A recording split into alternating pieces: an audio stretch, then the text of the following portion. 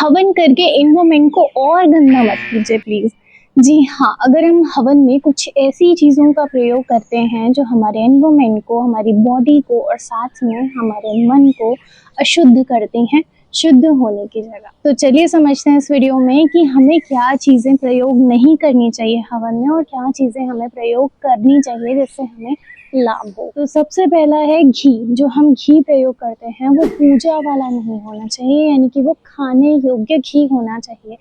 Mostly market में पूजा वाला घी जिसके पीछे आप लेबल पे देखेंगे तो वो लिखा होता है इट इज़ नॉट एडिबल। तो वो घी या तो चर्बी से बना होता है या प्योर केमिकल्स से बना होता है। तो ये घी हमें बिल्कुल भी प्रयोग नहीं करना है। इसे समझना कैसे है कि जब हम हवन में कोई भी चीज़ डालते हैं तो वो जलती नहीं है, बल्कि वो 1000 गुना सूक्ष्म होकर, लाइटन होकर पूरे एयर में फैल जाती है। जैसे कि आप एक मिर्च डालेंगे और वो मिर्च अगर आप डालेंगे हवन में तो वो पूरे एनवायरनमेंट में फैल जाएगी और हमारा जीना मुश्किल हो जाएगा। ठीक उसी तरीके से जो हम घी डालते हैं वो भी हम सांसों के द्वारा अपनी बॉडी में लेते हैं, जिससे हमारा मन भी शुद्ध होता है और साथ में ही हमारा एनवायरनमेंट भी शुद्ध होता है। दूसरी वो चीज़ है जो कि है हवन सामग्री।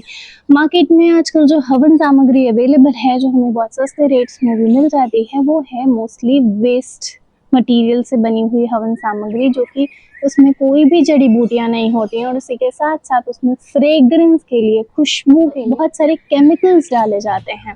वो केमिकल्स हमारे लिए हार्मफुल होते हैं, एनवायरनमेंट के लिए भी हार्मफुल होते हैं। पहले जो ऋषि मुनि या हमारे पूर्वज यज्ञ किया करते थे, अग्निहोत्र किया करते थे, वो हीलिंग के लिए किया करते थे, यानी कि उसमें जड़ी बूटियां यूज करते थे, जिसकी वजह से उनके बॉडी की, एनवायरनमेंट की शुद्धता होती थी, बॉडी की क्लीनिंग होती थी और हमारा मन भी शुद्ध होता था। तो आप पूछेंगे कि ये हवन सामग्री हम कैसे सेलेक्ट कर सकते हैं? घी तो हम चूज कर सकते हैं, हवन सामग्री कहाँ से लें? तो हवन सामग्री हम प्योरेस्ट फॉर्म में बनाते हैं। आपको बताऊं कि हम भी इसी से डेली हवन करते हैं।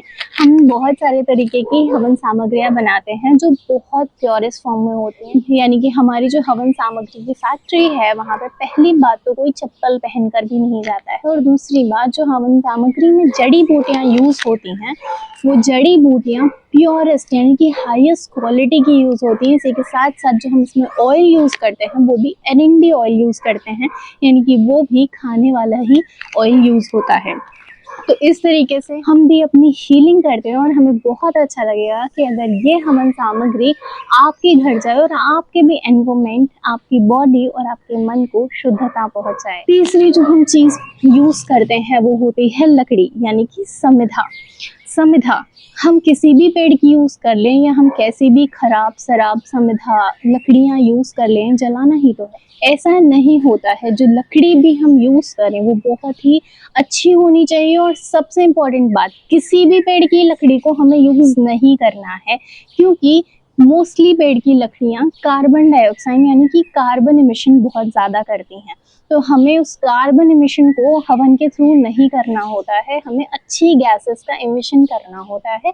तो इसीलिए हम सिर्फ आम की लकड़ी या गोबर के कंडे या गोबर की समिधा भी, यानी कि लकड़ी फॉर्म में भी आजकल आने लगी है, वो भी हम यूज़ कर सकते। तो ये सारी चीज़ें आप अगर हवन में यूज़ करते हैं तो आपका मन, आपकी बॉडी और आपका एनवायरनमेंट बहुत ही क्लीन, प्योरेस्ट रहेगा और आपको शुद्धता महसूस होगी। और अगर आप ये हवन सामग्री अपने घर में मंगाते हैं तो आपको इसकी शुद्धता का एहसास पैकेट खोलते ही हो जाएगा। यानी कि जब भी हम पैकेट खोलते हैं तो इसमें इतनी प्योरेस्ट, इतनी ऑर्गेनिक स्मेल आती है, क्योंकि हम इसमें कोई भी केमिकल फ्रेग्रेंस यूज ही नहीं करते हैं।